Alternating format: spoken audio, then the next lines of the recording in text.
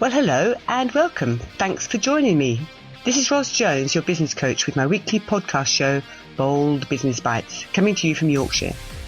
This is where I have a great conversation with a phenomenal female business boss, and we share some of the bold stuff they do, lessons they've learned, adversities they've overcome, and the fun they have. And then I'll be dipping into my toolkit and sharing with you a top tip. Business can be lonely, so make sure you join us each week and be part of our show.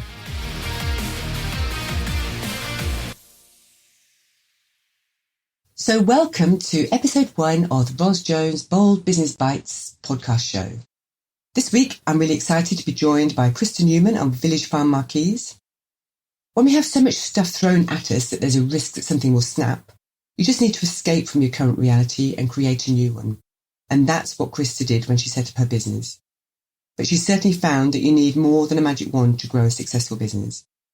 So what was it that drove a girl from Essex to leave a highly successful and lucrative job in banking to settle in East Yorkshire? And what did she need to do to move her life forward? Let's find out. Hi, Chrysta. Hi, Ros. Let us know how you're doing and how you got here.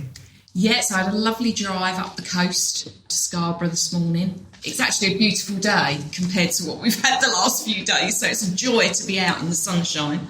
Fantastic. Chrysta, so we're going to talk a bit about business this morning, but also a bit about your journey and your views generally on women in business, if that's all right. Yeah.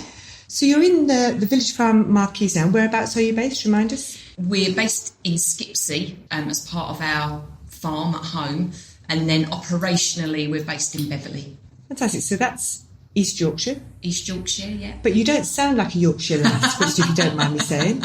So what brings you to Yorkshire? We moved to Yorkshire about 8.5 years ago now. So in 2010, we moved from London as a family. So my husband Tony and myself and my parents who moved with us. I worked in the city in banking for a number of years, and before that in financial services. We had suffered 3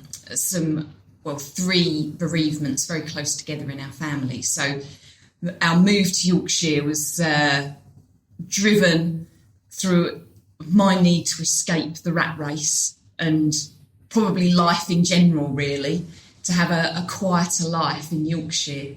I love that. So I had a similar experience. So I used to work in the city. I commuted from Cambridgeshire to London every day, and I worked down at the Canary Wharf when I worked for the FSA.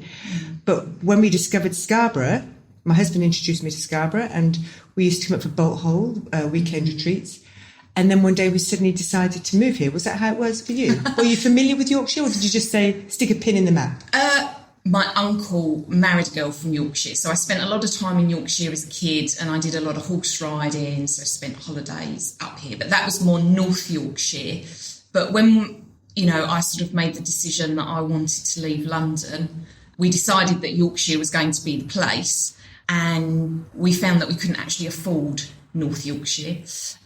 So we looked at other places, and East Yorkshire seemed to be somewhere that was quite affordable. We didn't know it.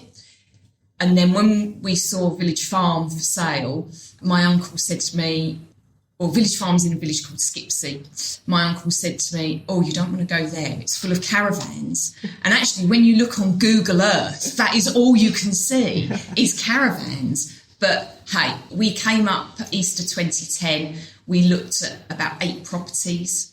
And that was it. We fell in love with Village Farm. And that was it. We just put in an offer, put all our property up for sale in London and moved. and that was it. So there wasn't kind of this big sort of strategic approach to moving and, thinking about what our business was going to need kind of going forward and how we were going to do things. It was literally, that's it, we're going, and we up and left. Fantastic. And what was the time period between your decision and there you were? So Easter, we came up, viewed property, made an offer, and we moved on August the 5th, the same year. I love that. It took us 4 years to actually do all of our planning to move. So would you call yourself an impulsive kind of girl, Chrysta? I'm not normally, That's probably the most impulsive thing I've ever done. I'm normally quite risk averse. I like to think through kind of the scenarios of everything. We as a family have worked really hard to get where we have got. And but there must have been some real strong push that made you, if you're not normally an impulsive person, that was a hell of a thing to do. So what was the drive that forced you to do that, or made you do that, inspired you to do that? I think it could have just been a midlife crisis, you understand. Yes. But I think it was because there had been, I worked in banking, there'd been a lot of turmoil in banking. It wasn't a great place to be. I'd lost my maternal grandparents. I'd lost another grandparent on my husband's side. My mother had been really, really ill. And this had all come in the space of like 18 months. And it was just too much for one person to deal with. So I think that the move was really this need to escape and this kind of feeling, if I move, if I change my environment, everything will be better.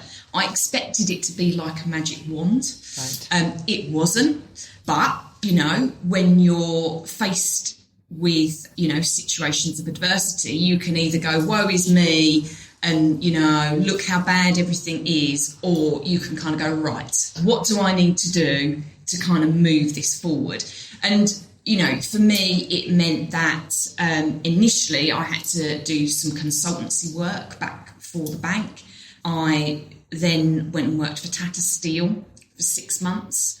And, while we were kind of building the bed and breakfast business within Village Farm, but also my husband getting Village Farm marquees up and running, I'd moved to Yorkshire for a quiet life of running a little seaside B&B. Tony was adamant that he wanted to set up his own marquee business. He set out thinking he was going to really target the corporate market, but the market in East Yorkshire is very different. So he ended up doing a lot of weddings, which required a lot more input, perhaps from a female, which sounds quite biased in an opposite way, really. But, my input meant that he was able to manage bridal clients. We were able to manage all the admin that goes along with business. We could invoice, we could get quite creative with people. So what did you know about your target market when you moved to Yorkshire? So if you spent so long living in London, presumably it's a very different market, I'm guessing. Very different. And if I'm totally honest, we really didn't do anything that kind of set out to look at what the market was like in advance. It was very much learning on the hoof. And I should probably add, Tony, bless him, knows his craft when it comes to marquees, but he had never sent an email.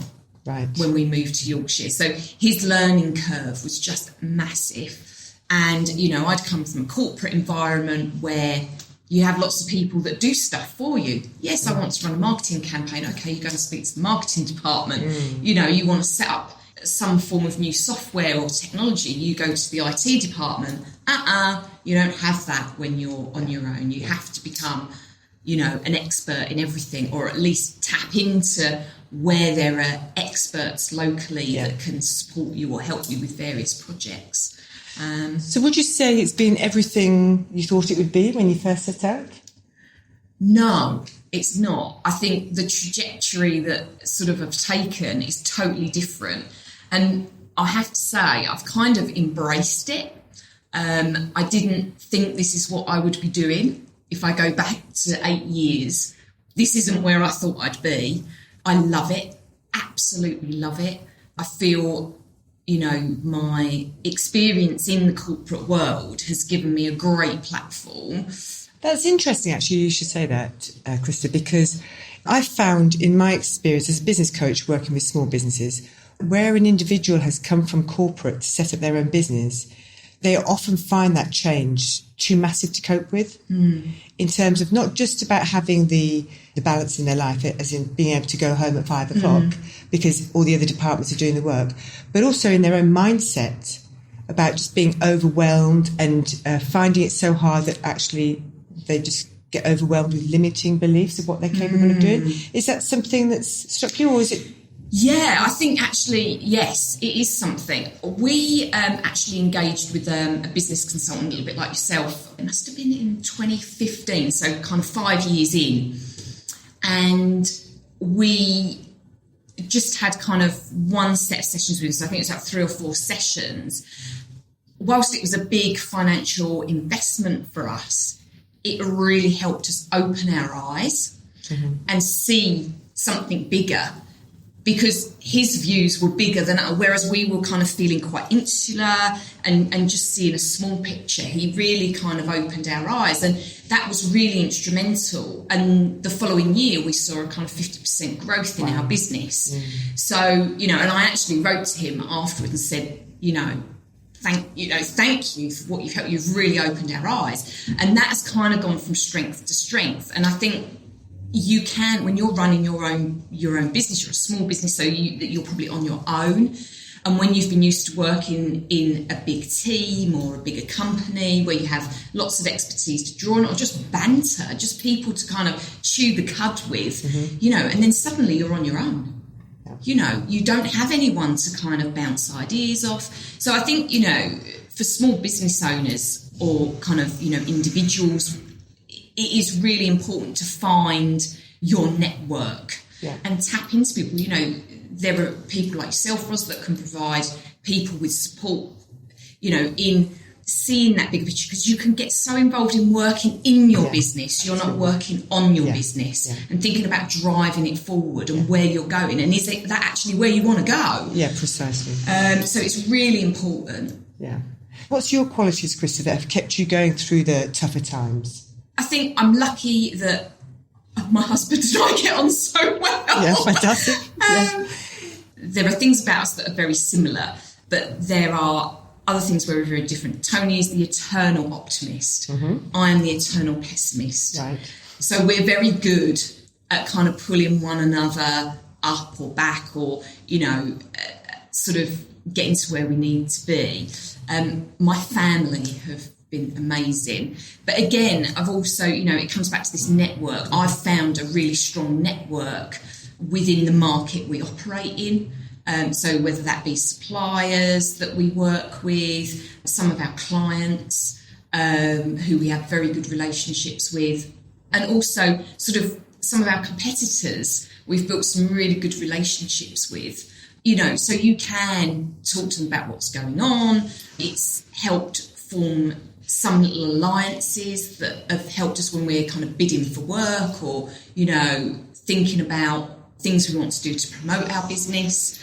And obviously now we employ people, so we try and bring everybody together, on a regular basis. So how many people in your team now, Chrysta? So I have Sophie, who works for me in the office on a part-time basis. Her focus is, she does a lot of general admin for me, but she is our social media guru, and is brilliant. And when we want to do kind of marketing events and things like that, she sort of manages that side of things and works with the sort of PR and marketing support we bring in externally. And then we've got 2 guys that work for us full-time, sort of on the operational side, i.e. putting marquees up and down, and really work with Tony. So there's 5 of us all together. Our team grows during the busy season, which is from about April through till the end of October. That's when we do it's when we're really, really busy. So we bring people in on a kind of casual, seasonal basis. And what do you, because I find working with business owners, with teams, that there's a big problem these days with employee disengagement. It's like a global crisis. So what's your key to keeping your team highly engaged, i.e. not just showing up each day and then admiring the view, but going that extra mile for you? What's the key, would you say? I mean, one of the things that we do, which we found really useful, is really giving them visibility of the business. So we get together, we talk about what's gone well during the year, what's not gone quite so well, and also get their input for things that we want to do. And I mean, when we're really busy, people are tired, tempers can get a little bit frayed or whatever. So it is really important to get some of those issues out on the table, address them. And I think Tony and I have been quite good at admitting when we've not got it right as business owners, but then it allows you to kind of move on from it. That's done, dealt with, you hopefully take the team with you.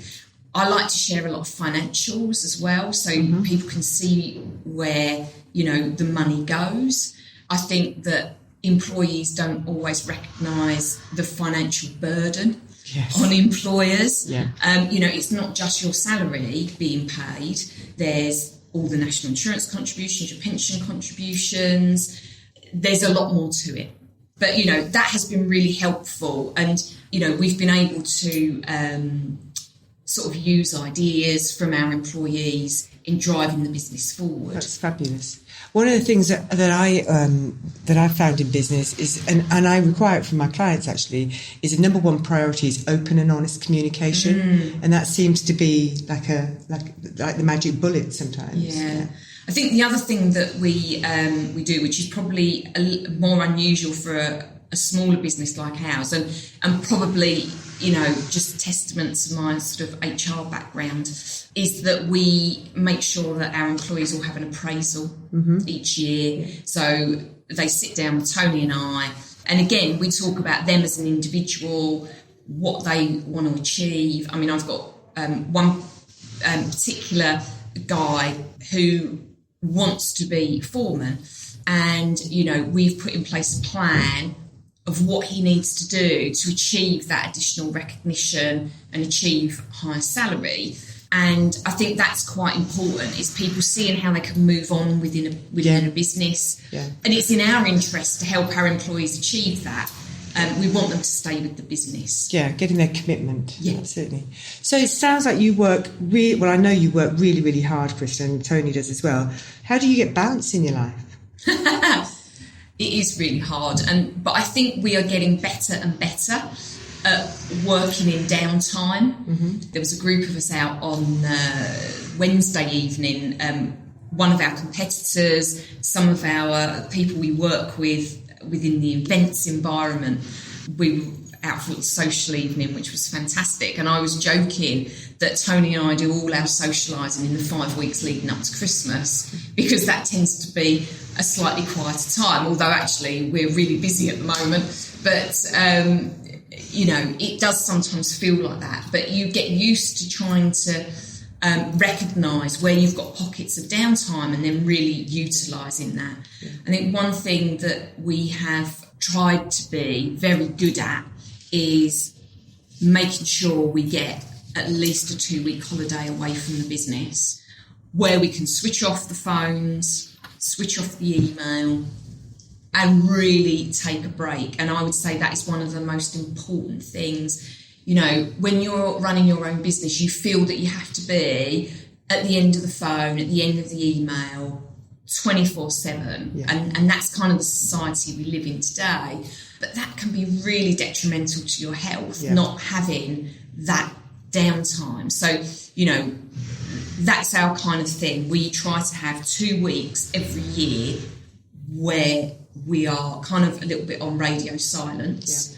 Yeah. What about on a daily basis? Are there any habits or rituals that you do on a daily basis to keep you balanced? I mean, I work out.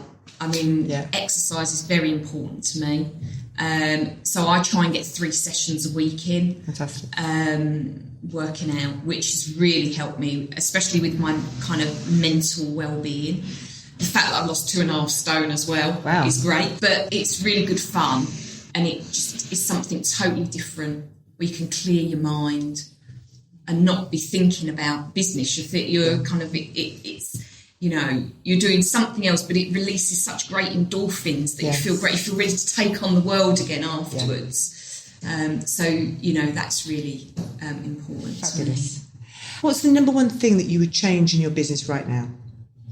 Oh my goodness me. It's probably about the amount of financial burden on small business that comes from central government. And that's kind of a bit of a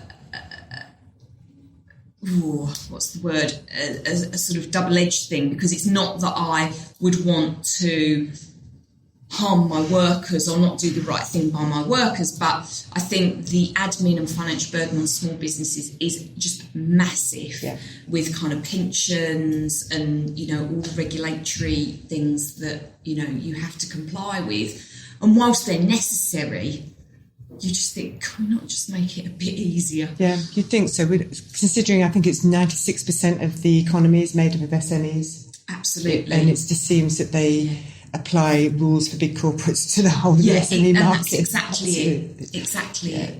What about as a woman, Chrysta, in the business world and in Yorkshire? Is there anything that that you feel has impacted you, in particular, being a woman from London in Yorkshire and in business? In the business I'm in now, I would say no. I think actually Yorkshire folk take how they find. Mm-hmm. They like people that graft. Yeah. They really do.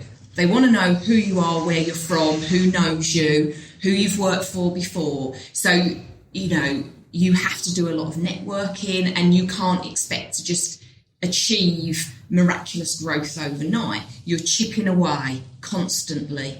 I mean, I have to applaud my husband in the way he has really got himself networked. You know, we can't go anywhere without seeing somebody he knows, which, you know, 8 years in from London is pretty good going. Yeah. I think I felt it more when I was working up here in the corporate environment. Yes, I was working in the steel industry.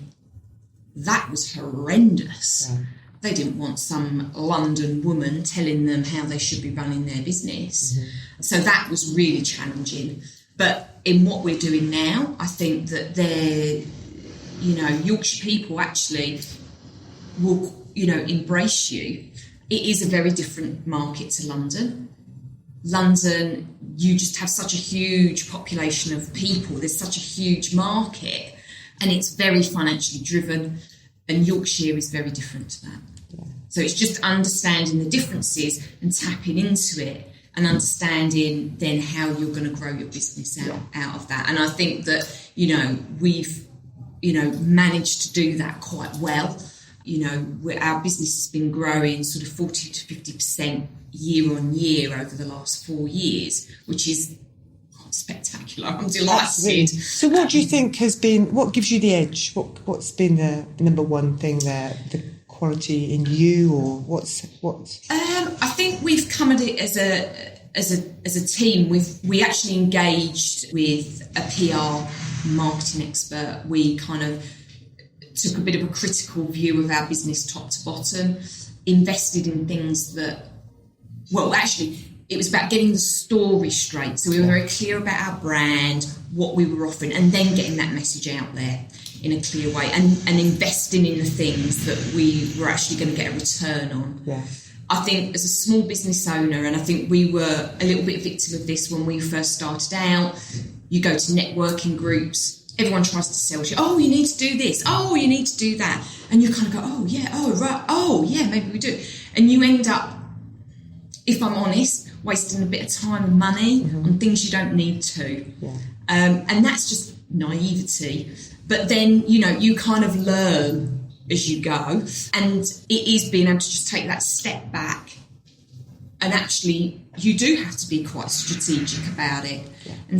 And think, well, you know, what are the things that are going to get me a return? Which is quite a corporate way of looking at things. But you absolutely have to do that as a small business, because, you know, you're not going to get the same economies of scale that bigger businesses do.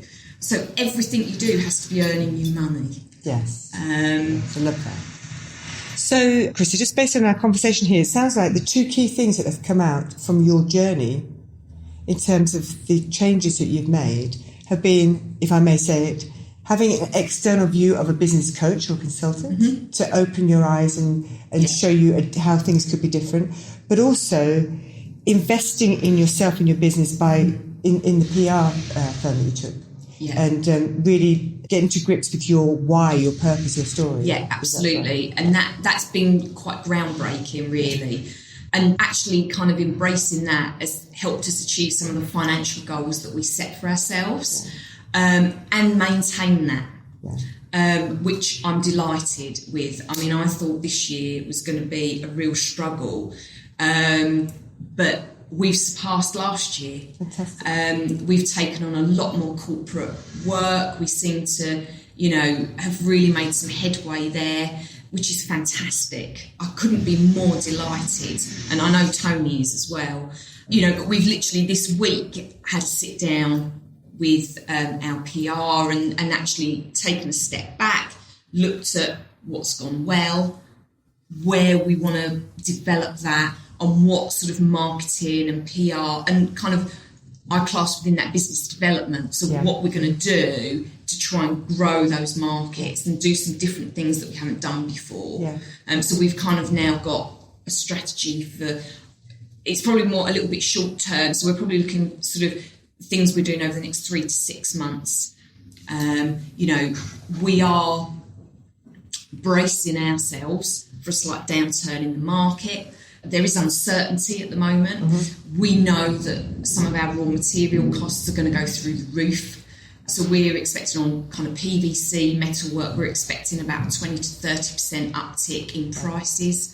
Things like carpet, which we get through quite a lot of. We've already seen a 10% rise in prices there. And you can't just suddenly put your prices up 30%. So, yes, you have to absorb some of that, so you've got to save cost elsewhere. So we, over the last 12 months, we've been looking at where we can actually take cost out of our business and how we can grow into different markets. Fantastic. So it sounds to me like it's not just about having because the tenacity and the I can attitude that you, it's clear that you are a part of you, like a stick of rock, but also that ability to ask for help, to get external expertise in. And the combination, really, it sounds like you're making a fantastic business there. Seems to be going okay at the minute. Well done. And just finally, Chrysta, is there one thing that you would say to somebody, maybe not necessarily from the south moving up to the north, but just a woman in business thinking about going out on her own or with her husband or with with her family? What's the one piece of advice that you would give her? Believe in yourself. This is the second piece of advice. But if you've got a dream, go for it. And don't let anyone tell you can't do it. Thanks so much, Chrysta. It's been great having you here today. Thank you. And if you want to find out more about Chrysta Newman and Tony Newman's business Village Farm Marquees, just go to yorkshiremarquees.com. And as we come to the last part of today's show, I just wanted to go back to Chrysta's experience of when she took that massive quick decision to buy the business and just get stuck in. Now, I have nothing against that approach, but sometimes maybe a bit more planning could go ahead into your business. So I'd just like to share with you a little questionnaire or a little bit of a survey that I'd like you to do for all those business owners out there. So it's my formula for success, really. And it's done by a little equation. And it goes like this. So first of all, score yourself out of 10 for the dreams for your business. Out of 10 for your dreams for your business. And write that down. And next, score yourself out of 10 for your goals. So, what's the goals for your business? And then your learning. So, score yourself out of 10, between 1 and 10 for or 0 to 10 for learning. How much learning do you do in your business?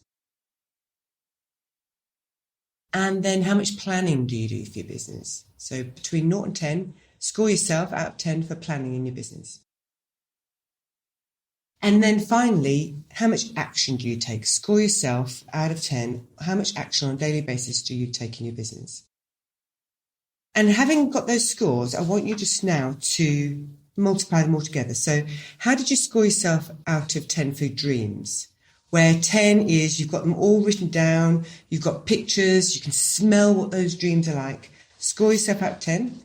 And times that then by your score you gave you for your goals. So how well have you broken down your dreams into goals? And multiply those together. And then you're learning. So we do learning before planning because you've got to learn new things before you plan. Otherwise, you'll just find yourself planning the same things over and over again. So score yourself out of 10 for that and then multiply it together. So you've got your dreams times your goals, times your learning, and now about your planning. So how good are you at planning? How good are you at planning? Score yourself out of 10. So multiply that as well. And then finally, multiply by the score you gave yourself for action. So it's dreams times goals times learning times planning times action. So basically you've got a possibility there of 100,000. So how well did you score? And then do exactly the same for your personal goals. So what are your dreams like in your personal life? What are your goals? Have you divided those personal dreams into goals? What about your learning and your planning and your action? And again, multiply those together to give yourself a total score out of 100,000. So having scored yourself in both those areas, what have you found? Which is the biggest number? Is it for your business or is it for your personal life? Is it the tail wagging the dog? So I'm a big believer that your business is the vehicle for you to achieve what it is you want in your personal life. But far too often we just get stuck in our business and forget completely about our personal goals. So there's a little exercise for you. I hope you enjoyed that and see if you can turn that around. Surely let's make our personal goals bigger than our business. That's me for this week. Thanks a lot. Ros Jones checking out now. Bye. This has been your Ros Jones Bold Business Bites show. If you'd like any further information about anything we've discussed today, please just get in touch. Go to businesscoachingyorkshire.co.uk. Please join me again next week when I'll be speaking with another phenomenal female business boss with bold business bites. And remember to subscribe to my show. Thanks for listening.